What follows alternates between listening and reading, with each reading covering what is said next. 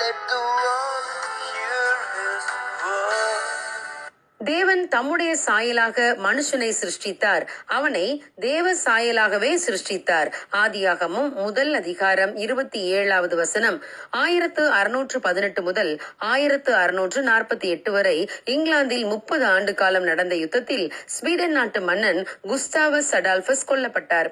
ஆனால் அவருடைய படை மாபெரும் வெற்றியை பெற்றது. ஸ்வீடனுக்கு வெற்றி கிடைத்தாலும் அங்கு மாபெரும் துக்கம் ஏற்பட்டது. அரசு அதிகாரிகள் ஒன்றிணைந்து ஸ்வீடன் நாட்டுக்கு ஒரு மன்னனை ஏற்படுத்தும் முயற்சியில் இறங்கினார்கள். சிலர் சொன்னார்கள், இந்த ஸ்வீடன் நாட்டை குடியரசு நாடாக மாற்ற வேண்டும் என்று. வேறு சிலரோ, நம் மன்னனுடைய கிரீடம் அவருக்கு உறவினரான போலந்து நாட்டு மன்னனுக்கு வைக்கப்பட்டு அவரையே ஸ்வீடனுக்கு மன்னனாக்க வேண்டும் என்றார்கள். இவ்வாறு அவர்கள் பேசிக் கொண்டிருந்த போது ஸ்வீடன் நாட்டு சான்சலர் எழுந்தார்.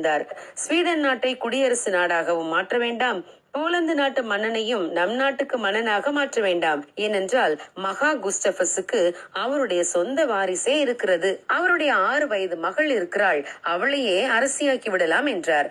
ஆனால் சிலரோ, அப்படியா, அரசனுக்கு 6 வயது குழந்தை இருப்பதே எங்களுக்கு தெரியாதே என்று அந்த கருத்தை மறுத்து பேசினார்கள். அதற்கு சான்சலர், இதோ கொஞ்சம் பொறுங்கள், நான் அவளை கொண்டு வந்து உங்களுக்கு காட்டுகிறேன் என்று சொல்லி மன்னனின் 6 வயது குழந்தை கிறிஸ்டினாவை தூக்கி கொண்டு வந்து சிங்காசனத்திலே உட்கார வைத்தார். ராஜாவுக்கு சொந்த வாரிசு இருக்கிறதா என்ற சந்தேகத்தை கிளப்பியவர் சற்று முன்பாக சென்றார். சிங்காசனத்தில் அமர்ந்திருந்த கிறிஸ்டினாவை வெறிக்க வெறிக்க பார்த்தார். பின்பு அங்கு கூடியிருந்தவர்கள் பக்கம் திரும்பி, அவளுடைய மூக்கை பாருங்கள், கண்களை பாருங்கள், அவளுடைய நாடியை பாருங்கள், இந்த சிறுமியின் முகத்தில் நான் மகா குஸ்டவஸை பார்க்கிறேன். மன்னனை அச்செடுத்து வார்த்ததை போல இருக்கிறாள், அவள் நிச்சயமாக நம் மன்னனின் குழந்தைதான் என்றார். இதை கேட்டதும் அனைவரும் கிறிஸ்டினா ஸ்வீடனின் அரசி என்று மகா ஆரவாரம் செய்ய ஆரம்பித்தார்கள். ஆம் பிரியமானவர்களே, பிள்ளைகள் தங்கள் தகப்பனின் சாயலை பிரதிபலிப்பதை போல நாம் தேவனின் பிள்ளைகளாய் இருந்தால் அவருடைய சாயல் நம்மில் தெரிய வேண்டும். அவரை போலவும் அவருடைய தன்மைகளுடனும் இருப்பதற்காகவே நாம் அழைக்கப்பட்டிருக்கிறோம்.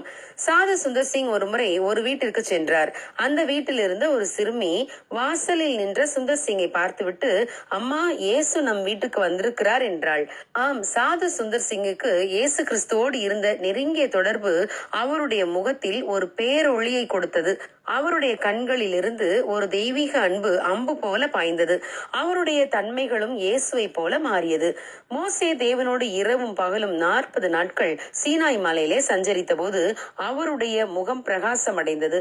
அதை அவர் அறிந்திருக்கவில்லை. ஜனங்கள் சொன்ன பிறகுதான் தன் முகத்தில் தெரிந்த பிரகாசத்திற்கான காரணத்தை அவர் அறிந்து கொண்டார். ஆம் பிரியமானவர்களே, உலக பிரகாரமான தன் தகப்பனை பிள்ளைகள் ஒத்து இருப்பதை போல தேவனால் பிறந்த நமக்குள் தேவனுடைய வித்து இருக்கிறது. ஆகவே அவர் பாவமற்ற பரிசுத்தராய் இருப்பது போல நாமும் இருக்க வேண்டும். அவர் ஒளியில் இருப்பதை போல நாமும் ஒளியில் நடக்க வேண்டும். அவரை நெருங்கி சேர சேர தேவன் நமக்கும் இந்த கிருபைகளை தருகிறார். நாம் தேவனை போல தன்மை உள்ளவர்களாக மாறவே அழைக்கப்பட்டிருக்கிறோம். கிறிஸ்தவ வாழ்வின் பிரதான நோக்கமே அதுதான். தேவன் நம் ஒவ்வொருவரையும் அவருடைய சாயலின்படியும் ரூபத்தின்படியும் தன்மையின்படியும் மாற்றுவாராக. God bless you. Have a good day.